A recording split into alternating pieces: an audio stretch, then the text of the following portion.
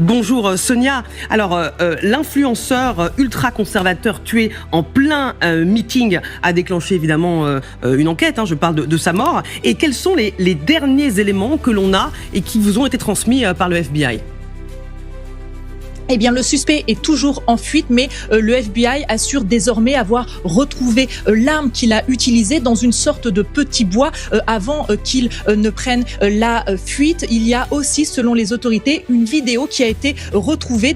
Elles disent avoir de bonnes images vidéo du meurtrier présumé. Selon les enquêteurs, le suspect serait un homme. Il aurait l'âge d'être à l'université. Les autorités qui disent qu'elles vont utiliser certaines procédures technologiques, notamment l'intelligence artificielle pour tenter d'identifier ce suspect, et si elles n'y arrivent pas, disent-elles, eh bien elles feront appel au public, mais elles se disent à l'heure actuelle confiantes. Des empreintes de chaussures auraient aussi été retrouvées. Alors des témoins qui étaient sur place à cet événement en plein air que tenait Charlie Kirk parlent d'un dispositif de sécurité très faible. Des étudiants disent qu'on leur a même pas fouillé leur sac, et l'influenceur conservateur était justement en train de répondre à une question sur les fusillades de masse au moment où il a été touché par une balle.